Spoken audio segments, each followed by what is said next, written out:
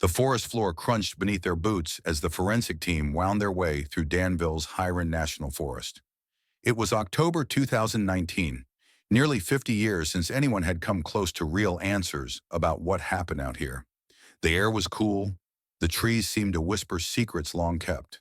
Each of them packed cutting-edge ground-penetrating radar, technology that didn't even exist when Robert Walsh and James Moore first disappeared without a trace back in December 1972. "We've got something," called out Dr. Samantha Reeves, the lead forensic archaeologist. An edge laced her voice, rare for someone who'd spent 15 years knee-deep in cold cases. Nothing usually rattled her, but this was different. The radar had picked up an anomaly about 6 feet underground. The team got to work, gingerly brushing away decades of dirt and knotted roots. Detective Marcus Holloway stood a few feet back, silent. He wasn't just another investigator on the case. He was the latest in a long line of detectives who had tried and failed to solve it. His mentor had worked it before him, and his mentor before that. 3 generations chasing ghosts. "I don't think you're going to believe this," Dr. Reeves whispered. There in the dirt lay the first real piece of evidence in nearly 50 years, a weathered hunting rifle and a single brass shell casing. But it was what they found next that would make even the most seasoned investigators go silent. The truth in this case had been here all along, buried beneath layers of time, and it wasn't at all what anyone expected. Subscribe to Revealed Crime Cases and hit that notification bell now before we show you what they uncovered in those frozen woods, which would rewrite the story of a 47-year-old disappearance. This case proves that sometimes one forgotten piece of hunting gear can solve one of America's most haunting mysteries. For half a century, the disappearance of Robert Walsh and James Moore weighed upon Crawford County, 2 seasoned hunters who vanished in a snowstorm and left heartbroken families that never gave up on their search. What happened to them? Did they simply lose their way? Was it an accident or something far darker? Those questions haunted Margaret Walsh, Robert's wife, as she spent her life savings in pursuit of any lead that came along. Willie Moore, James's brother, never gave up either. For nearly 50 years, he drove those same forest roads every weekend, hoping, just hoping, to find some sign of what happened. It wasn't until that chilly October in 2019 that the forensic team would find something, a discovery that would indeed yield answers, but not quite the kind for which anyone was prepared. What that lone casing would reveal turned the entire investigation on its head. Oh, and before we go on, where are you watching from today? Drop a comment below. I love seeing how our true crime family stretches across the world, united by curiosity and the pursuit of truth, even when that truth takes half a century to surface. As the team carefully photographed and cataloged what they had found, none of them realized they were standing on the edge of a breakthrough one that would change cold case investigations across America. Let's go back to where it all started. December 17, 1972. The day dawned bitterly cold in Danville, Michigan, a small logging town tucked up against the eastern border of Highland National Forest. 3 major snowstorms had already pummeled the area that month, and another even more fierce system was heading their way. People knew better than to quarrel with a Michigan winter when it was in such a mood as this. Back in the early 70s, Danville was the kind of close-knit town where everyone knew your business and your business knew everyone. It had about 2,000 residents living off logging, a little tourism during hunting season, and a small factory that did car parts. Main Street was basic but alive. Harley's General Store, the Pine Cone Diner, Thompson's Hardware, where hunters loaded up before heading into the deep woods. Every deer season, city folks from Detroit and elsewhere would pour in, swelling its population for a few short weeks. Robert "Bobby" Walsh was one of those men who carried in him both the scars and the steadiness of a life well tested. A veteran of the Vietnam War, he'd served 2 tours as an Army Ranger and came home with a Purple Heart and a quiet determination to build a peaceful life far from the chaos he'd seen overseas. He was a foreman at the local lumber mill, where his fair leadership earned him the loyalty and respect of his crew. Bobby had married his high school sweetheart, Margaret, and together they'd raised 2 daughters who were now in their late teens.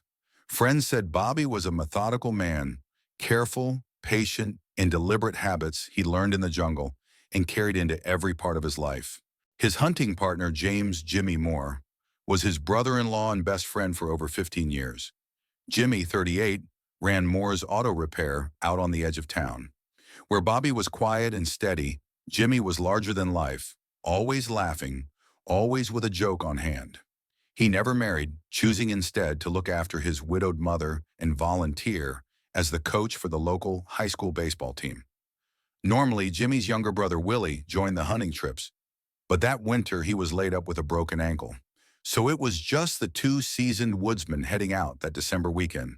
Men who'd been hunting Huron National Forest since boyhood and knew every ridge, creek, and game trail like the backs of their hands. Or so they thought. Their plan was simple. They'd take Bobby's '68 Ford pickup north to an area known as the Ridge, a stretch of forest dense and remote. Though deer season had technically ended 2 weeks earlier, they held special permits for late-season hunting. The plan: set up camp by Miller's Creek, track a buck Bobby had spotted the month before, and be home by Tuesday evening, December 19th. Margaret Walsh, always the worrier, had packed extra food, blankets, and matches. "Maybe wait until after Christmas," she said as Bobby loaded his gear in the truck at 5:30 that chilly Sunday morning. Bobby smiled and waved off her concern. "We're cool," he said. But nature had other plans. What had started as light, harmless snowfall turned into a full-blown blizzard by nightfall. The winds roared through the pines, whipping at 50 miles an hour, and temperatures dropped deep into the negatives. The whole forest was sealed under a suffocating blanket of snow by Monday morning. When Tuesday evening came and went without a sign of the men, Margaret phoned Sheriff Tom Dennison. The sheriff at first tried to reassure her. "They're probably hunkered down, waiting out the storm," he said. "Bobby's too smart to drive in weather like this." But by Wednesday morning, the reassurance had faded.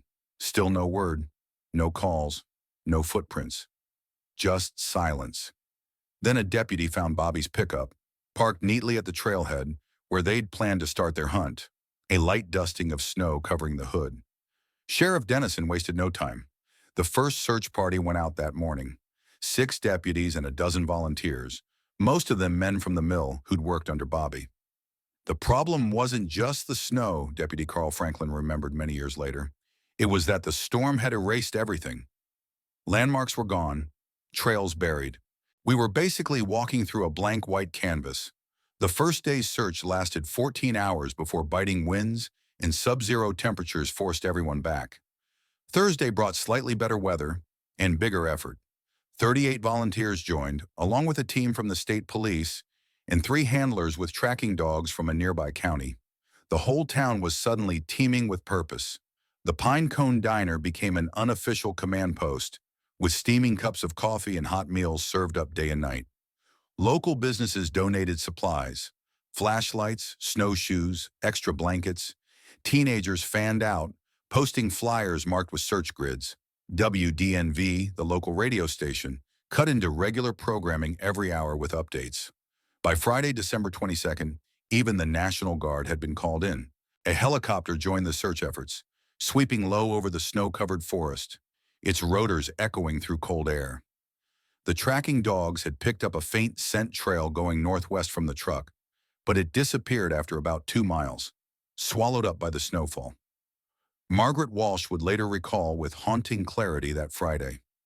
"It was so quiet out there," she told reporters on the 10th anniversary of the disappearance. "You could hear your own heartbeat. I called their names until my voice gave out. The forest never answered back." As Christmas drew near, the search continued, but the hope that Bobby and Jimmy were still alive faded with each passing hour. Experts warned that even seasoned outdoorsmen would struggle to survive more than 72 hours in conditions that brutal, especially without proper shelter. But something about this case didn't sit right. The tent, sleeping bags, and survival gear were not in the truck, so they had camped out somewhere. Why weren't the search teams, armed with maps, dogs, and helicopters, able to find it? Official efforts scaled back by December 31st, but volunteers, particularly the family members, wouldn't give up. They continued combing the forest well into the new year, hanging on to the hope that somehow the men could still be alive. No one realized they were standing at the edge of a mystery that would stretch on for nearly 50 years. Those were the last words that Margaret Walsh would ever hear from her husband. Sheriff Tom Dennison knew how critical those first 3 days were. In any disappearance, the first 72 hours determine everything. By the second day, hour 48, the search for Bobby Walsh and Jimmy Moore had already shifted. What began as a rescue mission was slowly turning into something much more complicated. The sheriff's office, working now with the state police, laid down a grid system covering over 20 square miles of rugged forest. Teams moved methodically through each section, marking areas cleared and reporting back to the Pinecone Diner, which had become the nerve center of the operation. "We were fighting both time and terrain," remembered Deputy Carl Franklin years later. "That forest doesn't give up its secrets easily, especially after a storm like that." The search grew into an astonishing scale. 14 state police officers, every deputy in Crawford County, all 9 of them. 42 volunteers, most experienced hunters, 6 tracking dogs that are trained, 2 National Guard helicopters, fitted out with early thermal imaging technology primitive by today's standards, but advanced for 1972, and 3 wilderness survival experts flown in from the Michigan Department of Natural Resources. The abandoned Ford pickup belonging to the men quickly became the focal point of the investigation. Forensics were rudimentary, but investigators recorded everything in meticulous detail. The keys were still in the ignition. Extra clothes folded neatly in duffel bags. Half a thermos of coffee solid frozen. No signs of a struggle, no blood, no footprints, nothing. The most puzzling thing for the investigators was what was missing: their rifles, ammunition, emergency packs, tent, and sleeping bags. "It was like they'd set up camp," Sheriff Dennison told reporters at his first press conference, "and then it just vanished." The final confirmed sighting came from Harley Thompson, the general store owner on Main Street. He remembered them stopping by around 6:15 that Sunday morning to grab coffee and extra ammunition. They were their usual selves, he remembered, joking about that big buck Bobby had spotted. Nothing strange at all, but after that the trail went cold. As the days dragged on, 3 main theories began to take shape. Perhaps the men had simply gotten lost or disoriented in the storm, wandered too far from camp, and succumbed to the cold. It seemed the simplest explanation. But the problem? These were lifelong woodsmen who knew the forest like their own backyards. And still, no bodies, no camp, no trace. Perhaps one or both men had chosen to disappear. Investigators quietly explored the idea. Financial problems, marital issues, maybe even criminal ties. But they found nothing. Bobby had just been promoted at the mill.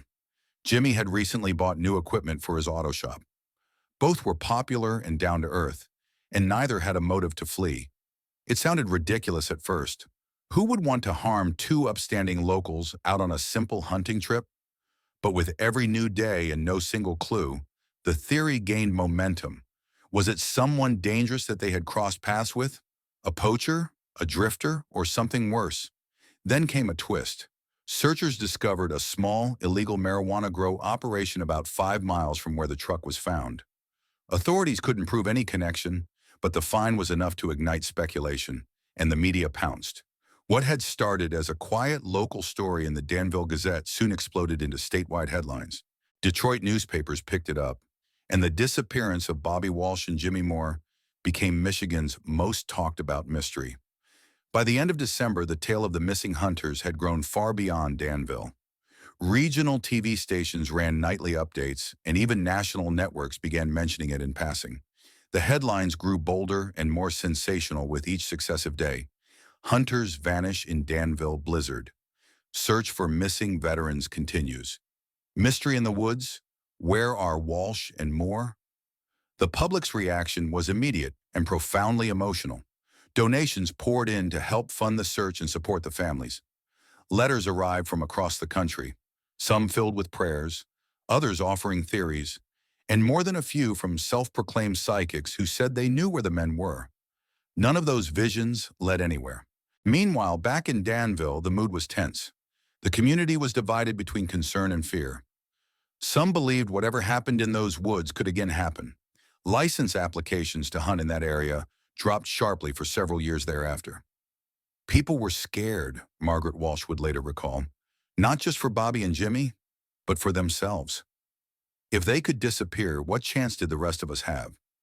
As January arrived and Michigan's winter settled in with full force, the investigation reached a grim turning point. The chances of finding Bobby and Jimmy alive were exceedingly slim. Still, Sheriff Dennison refused to officially downgrade the search.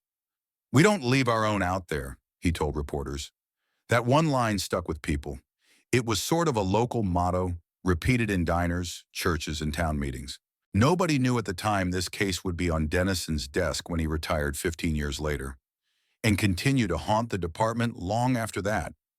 If this is the kind of story that draws you in, hit that like button, because it really does help people find these long-forgotten mysteries and keep stories like this alive.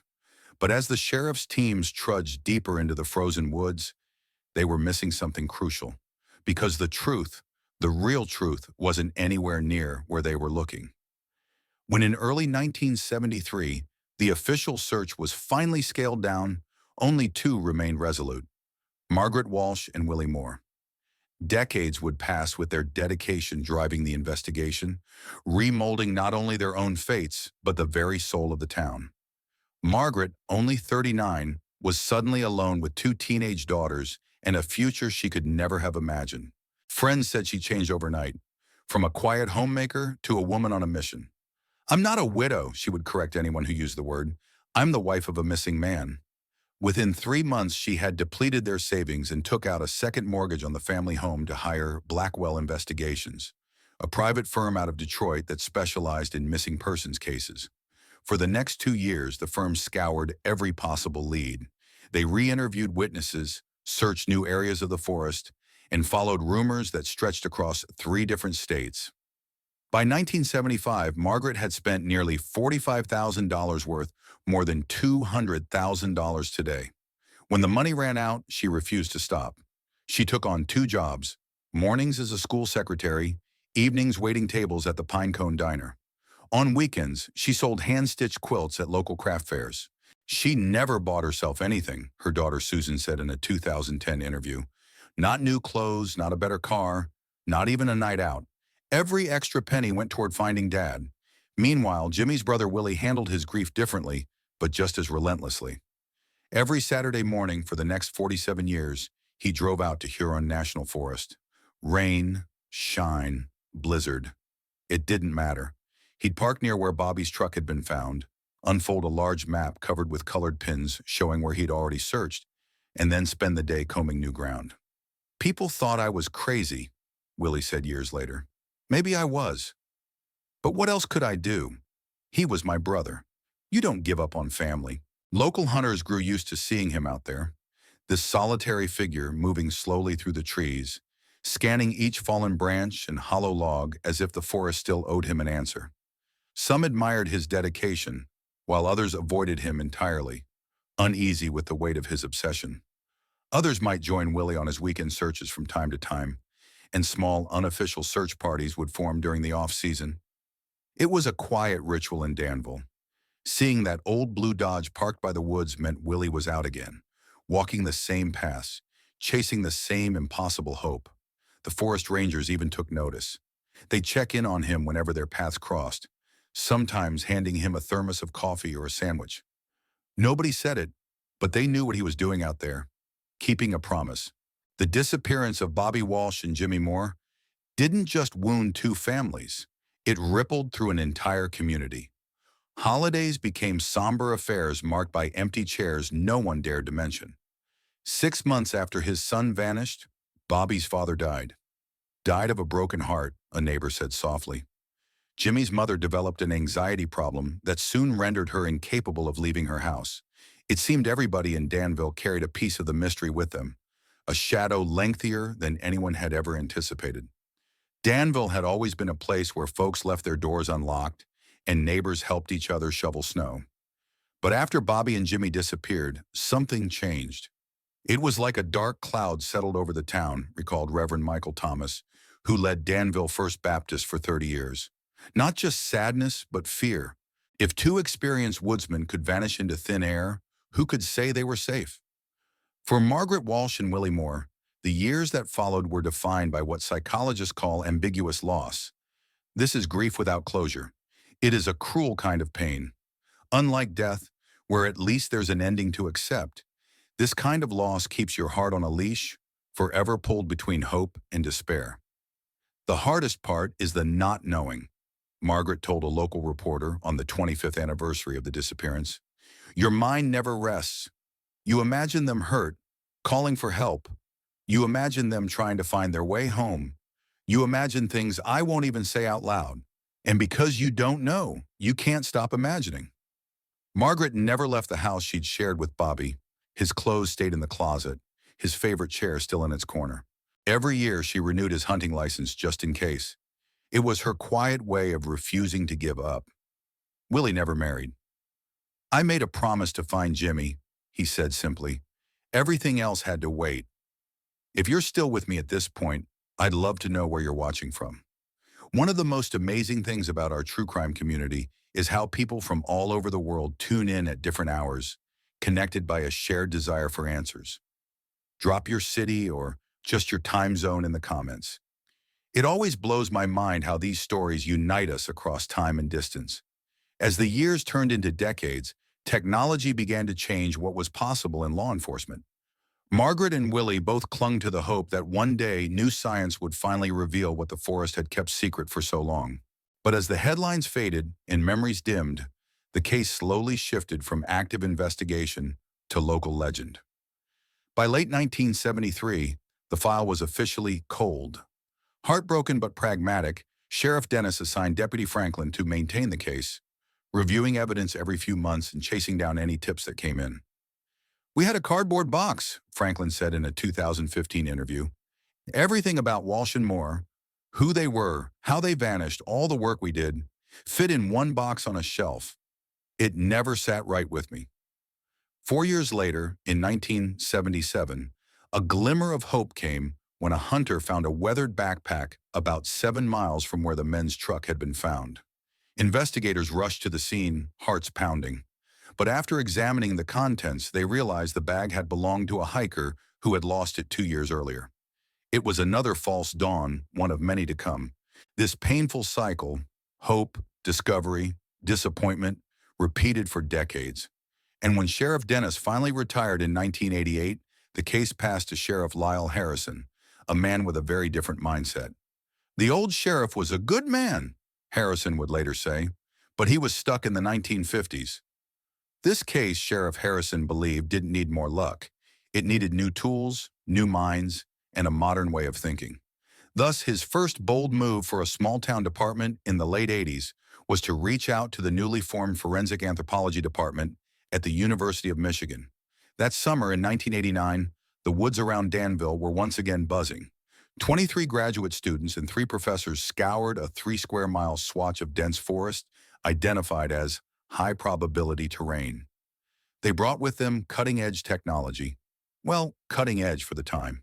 Early ground-penetrating radar units, which looked more like metal detectors on steroids, scanned the earth, while specially trained cadaver dogs worked methodically across the search zones, sniffing for the faintest trace of human remains that might have survived the years. What they found was fascinating, but not what anybody had hoped for. 8 animal burial sites, 2 long-abandoned hunter camps, and even the crumbling foundation of a trapper's cabin from the 1930s. But nothing tied to Bobby Walsh or Jimmy Moore. The 1990s brought a quiet revolution to rural law enforcement. Computers. Detective Sandra Murray, who took over the case in 1994, was part of that new generation, organized, data-driven, and determined. She digitized the entire Walsh-Moore case file, converting dusty paper records into searchable data. That's when she noticed something strange. Across the upper Midwest, between 1965 and 1975, there had been a handful of eerily similar cases, hunters gone missing in remote areas without a trace. None of them matched exactly, but the pattern was enough to raise a new question. Was this really an isolated incident or part of something larger? We started thinking bigger, Murray later explained. Maybe we'd been looking too close to home all along. That wider lens led to one of the most intriguing leads yet. In 1996, while reviewing old personnel records, investigators discovered that Thomas Kendrick, a forest ranger who'd helped with the original 1972 search, was now serving time in Illinois for armed robbery. The connection was too curious to ignore. Detectives made the trip to Joliet Correctional Center, hopeful that Kendrick might hold a secret or two about those early days. "We thought we had our break," Murray recalled. Here was someone who knew the forest better than anyone, and who clearly had a criminal side. Kendrick was questioned for 3 long days. He kept his cool, maintained he knew nothing about what happened to the missing hunters. The polygraph results were inconclusive, which wasn't surprising. Those tests are tricky enough, even outside of a prison cell. Eventually, the trail went cold again. Another lead that burns bright, then fizzles out. At the turn of the millennium, though, the story resurfaced in the public eye.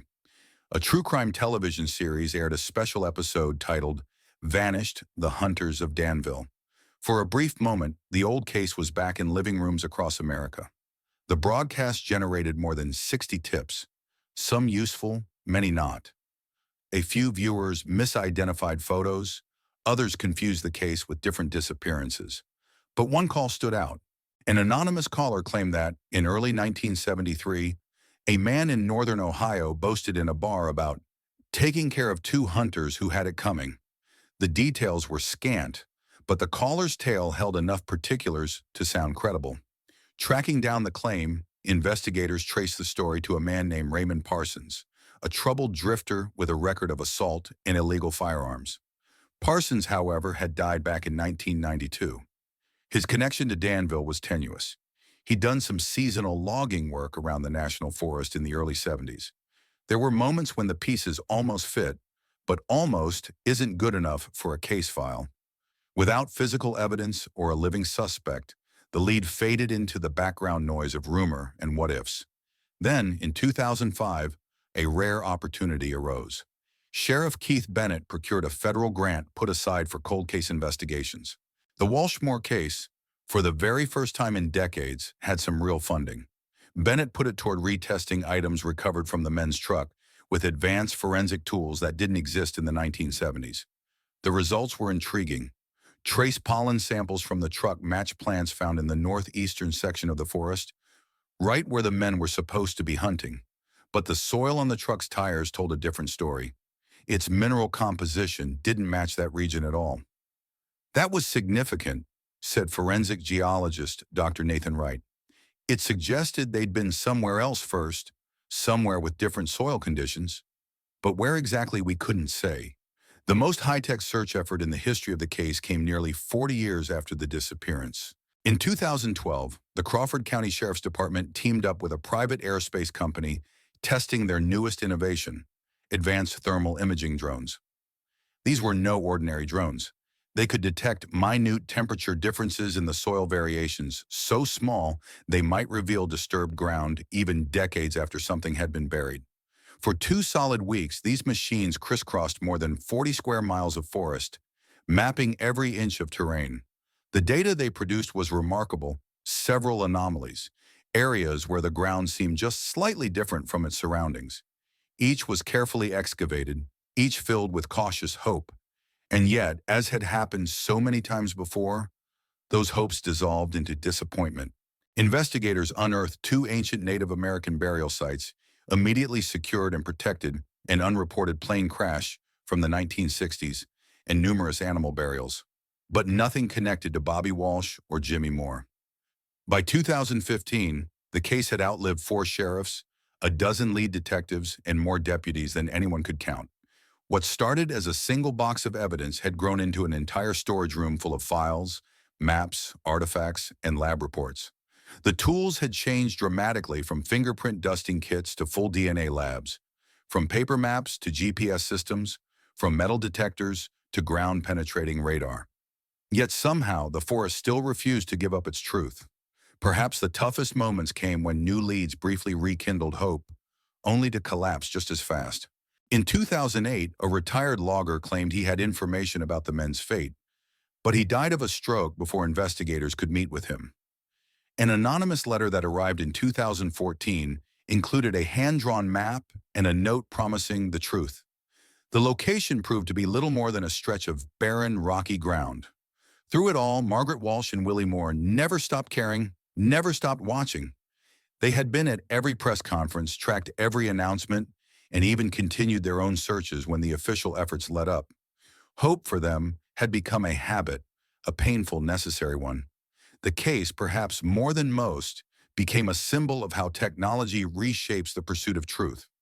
What seemed unsolvable in 1972 might, decades later, be cracked open by science undreamed of at the time. And if you know someone who loves true crime, forensics, or stories of long-lost justice, share this video with them. Who knows? The next breakthrough might come from someone inspired by cases like this one.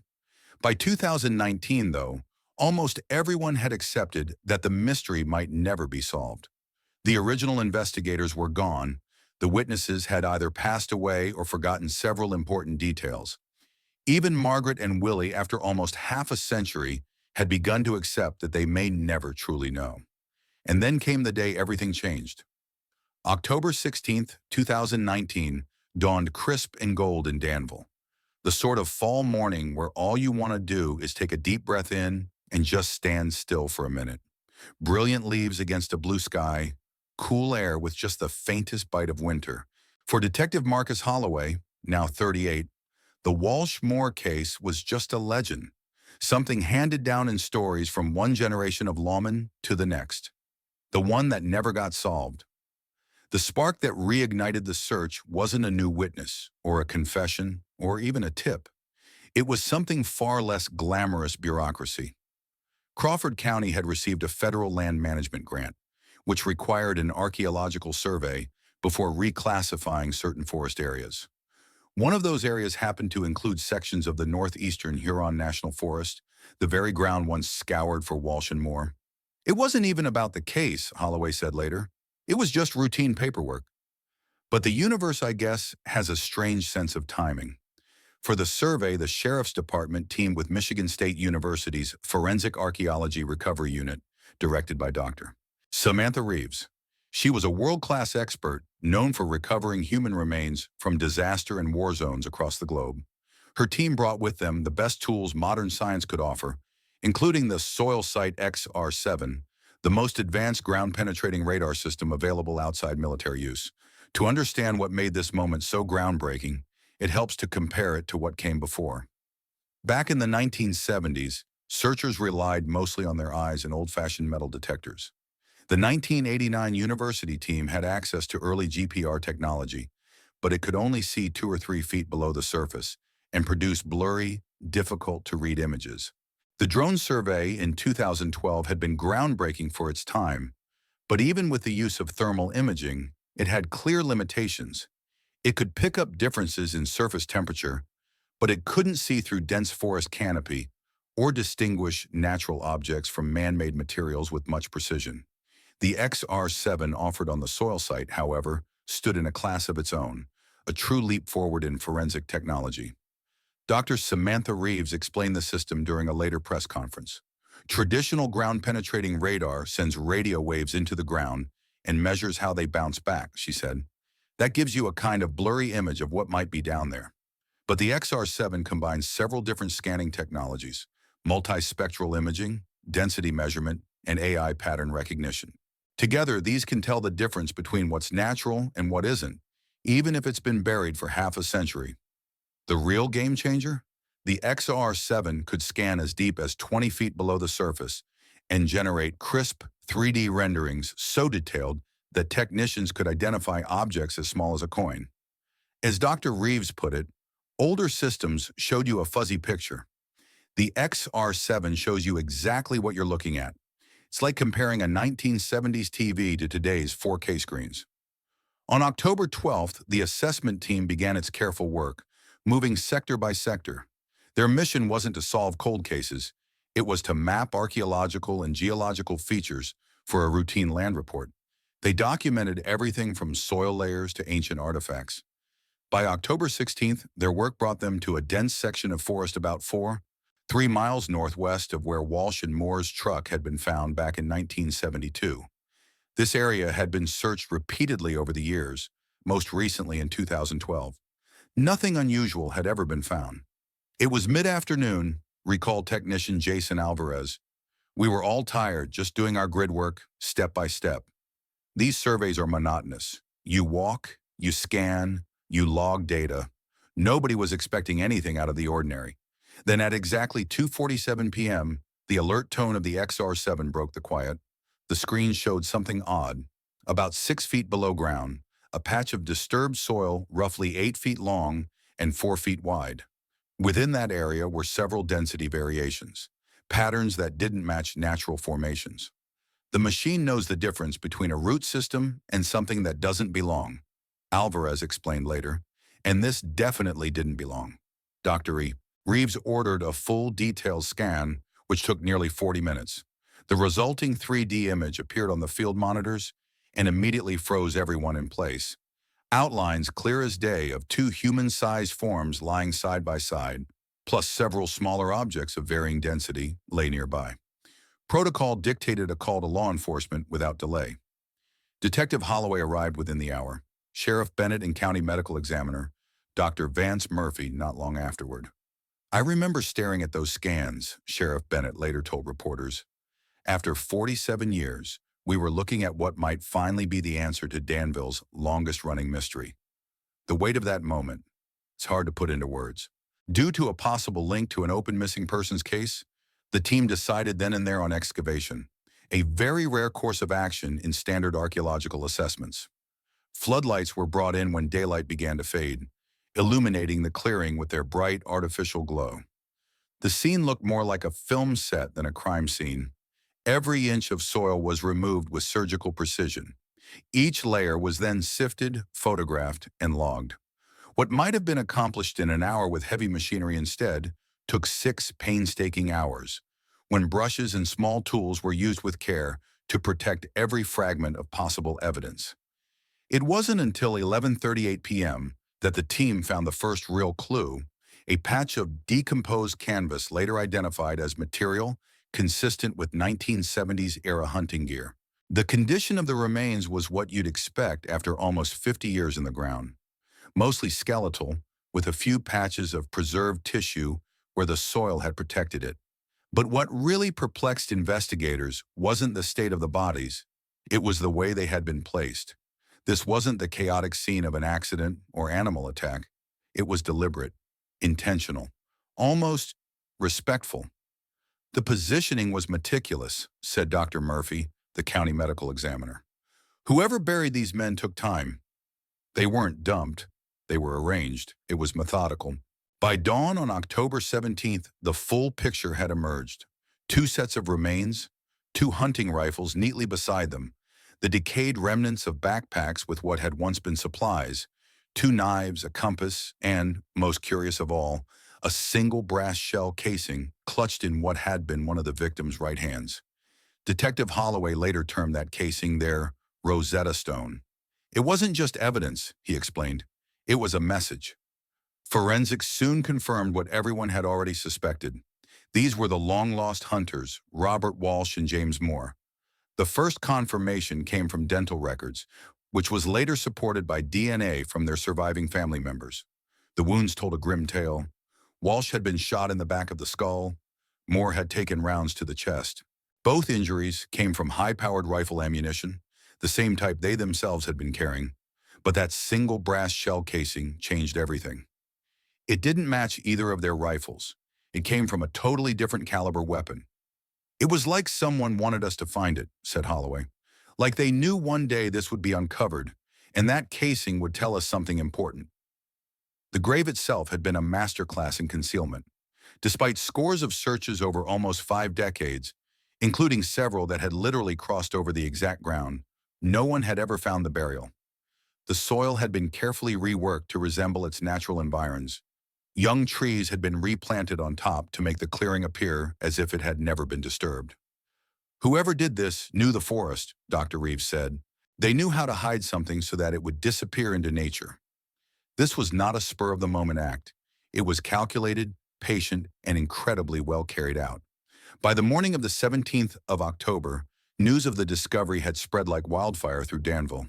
The town was in a tangle of emotions: relief that this mystery was finally over, horror at the reality of what happened, in heartbreak as decades-old wounds opened.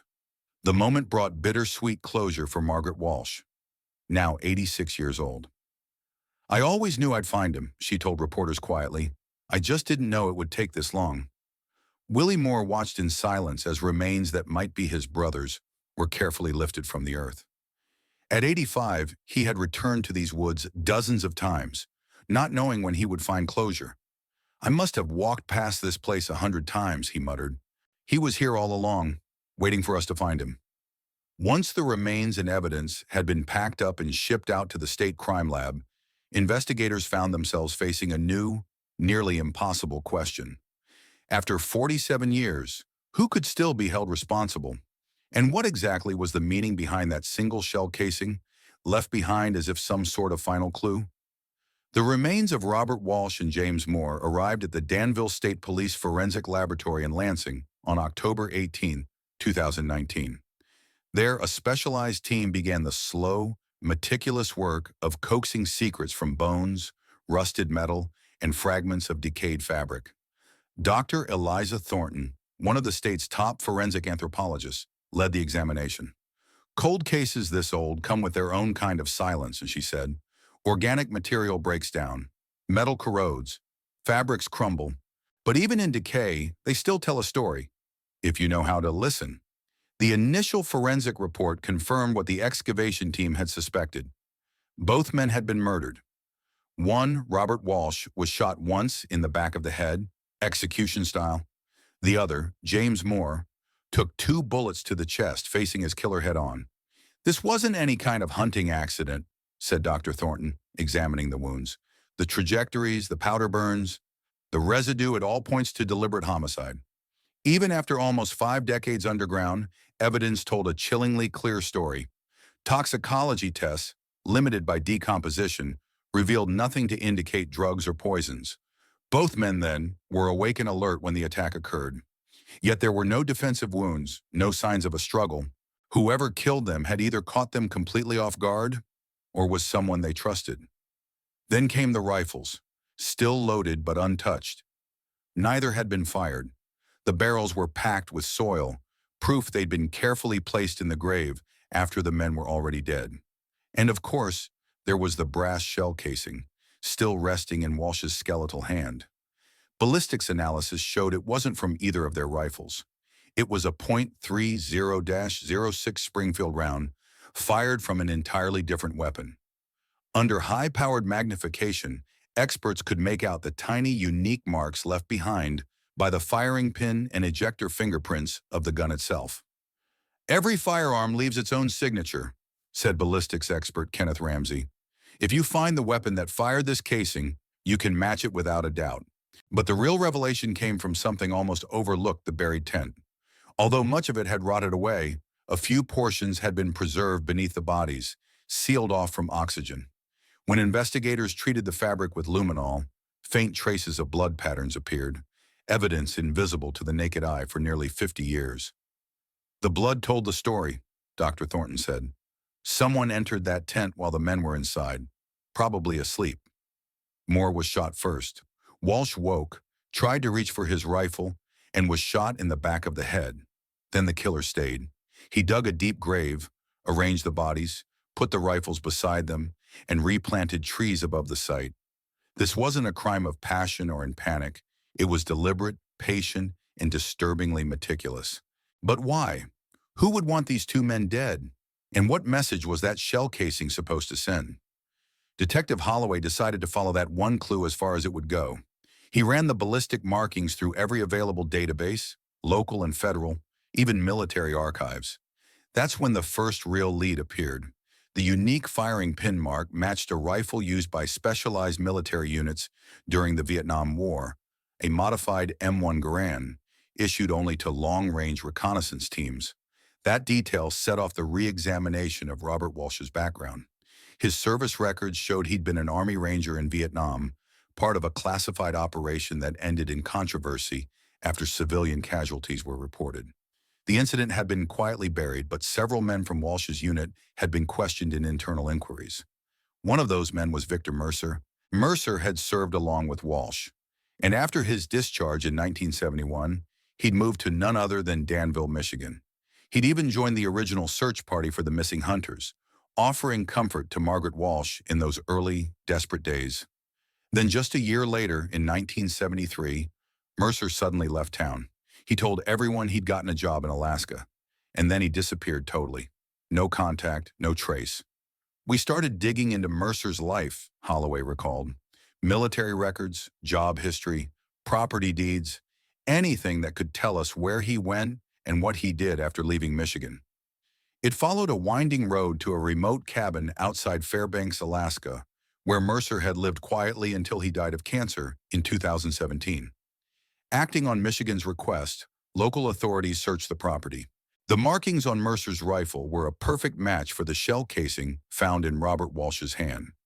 There was no doubt left. This was the murder weapon. When investigators sifted through Mercer's belongings, they found something even more revealing: a thick, time-worn journal.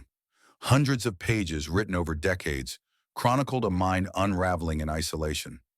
In those pages, Mercer wrote obsessively about what he called the incident, a mission in Vietnam where, according to him, Robert Walsh had sacrificed innocent civilians to save their unit, then falsified the reports to cover it up. The journal was dark, bitter, and haunted. Mercer couldn't let go of what happened overseas. He saw himself as a soldier, still fighting a war that never ended. The final missing puzzle piece came when detectives located Thomas Reed, another veteran from Walsh and Mercer's old unit. Reed was in a VA facility in Oregon suffering from severe dementia, but during pockets of lucidity, he corroborated what Mercer's journal described. "The mission went bad," said Reed in a recorded interview. "Civilians died. Walsh did what he thought he had to do, but it broke Mercer. He kept saying Bobby had blood on his hands that'd never wash off." The picture that emerged from Mercer's writings, Reed's memories, and the forensic evidence was chillingly complete. For years, Mercer had lived consumed by rage and guilt, convinced that Robert Walsh had evaded justice while he carried the weight himself. It was an obsession that festered into something deadly. When Walsh and James Moore went hunting that winter in 1972, Mercer followed them. The blizzard that night gave him perfect cover. He snuck into their campsite under the roar of the wind, slipped inside their tent, and shot Moore first, an innocent man who was simply in the wrong place at the wrong time. Walsh awoke and was executed before he could even reach for his rifle. Mercer buried the two men with eerie care, as if arranging the pieces in some grim monument. The shell casing placed in Walsh's hand, returning the bullet he deserved, as Mercer wrote, was his twisted notion of justice. He lived with that secret for almost 5 decades. Decades of torment had been chronicled in his journal, entries varying from justification to regret, righteous anger to aching remorse. At the end of the day, Sheriff Bennett said at the 2019 news conference, 3 men died because of a war that didn't end when they came home. Vietnam followed them back, and it destroyed them all. Families struggled with a painful truth. Margaret Walsh, 86 at the time, grasped for an impossible reconciliation: the loving husband she'd known versus the man described in Mercer's writings. "I didn't know that man," she said quietly. "I knew a kind husband and father, a man who woke up screaming some nights but never told us why." To Willie Moore, it brought a strange, bittersweet peace. "Jimmy was just in the wrong place with the wrong person," he said. "It wasn't random anymore. It wasn't his fault. That makes it easier somehow." On December 17, 2019, exactly 47 years after they disappeared, Robert Walsh and James Moore were finally buried side by side in Danville Cemetery. The funeral procession stretched for miles. Veterans, deputies, old search party members, and townsfolk came out to say goodbye. The name Mercer was whispered throughout the crowd, even though he'd died 2 years earlier. Never would he set foot in that courtroom. But finally, the truth had come out. Danville could breathe again. The forest could be still. After the public ceremony, Margaret Walsh remained behind with her daughters. Privately, she tucked 2 things into her husband's casket: his Purple Heart medal and the shell casing that had brought him home. "Whatever happened over there," she said softly, "he's paid for it. Now it's time for all of us to find peace. And as the winter wind rustled through the trees that once hid so many secrets, Danville finally felt its half-century-old wound begin to close. The gravesite would later be marked as a historical landmark, a quiet reminder that justice, no matter how long delayed, still finds its way through time, through silence, and sometimes through snow. So what is the weather currently at your location? Leave a comment. I am in Danville, where in December 1972, the brutal blizzard buried the truth, concealing it for almost half a century. Nature had become an accessory to a crime that only time and persistence could finally unmask. It really makes you stop and think, doesn't it? How many more secrets are still buried out there, just waiting for the right time, the right piece of technology, or the right detective to bring them into the light? For Detective Holloway, the closing of this case wasn't just the end of a long journey, but the start of a new understanding.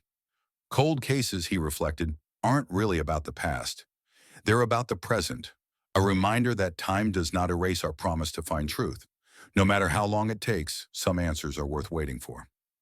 The resolution in the case of Walsh-Moore extended far beyond Danville.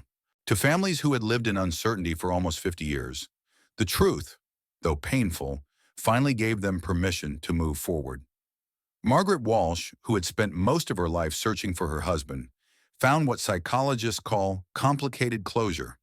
The questions finally had been answered, but new emotions came flooding in. In the months after the case ended, she sold the house she had kept untouched since Bobby vanished, a home frozen in time, and moved into a small apartment near her daughter Susan. "I kept everything the same for so long, thinking he might walk through that door," she said to a crowded community remembrance. "Now I know he's not coming back. But I also know where he is, and that's more than I had for most of my life." At 86, Margaret found a quiet peace. She passed away in early 2021, just 16 months from the time Bobby was laid to rest. Her obituary simply said she had completed her life's mission by finding him. Willie Moore's change of heart was equally poignant. Where for decades he had spent every weekend combing the woods, his life now seemed hollow. But local veterans groups reached out, inviting him to join community projects that turned his dedication toward helping others.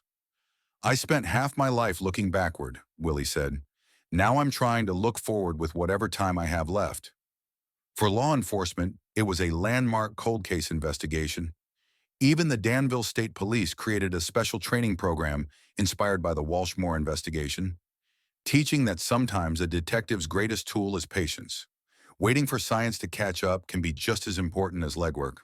Dr. Samantha Reeves, whose pioneering work helped uncover the graves, went on to publish seminal works on multispectral, ground-penetrating radar.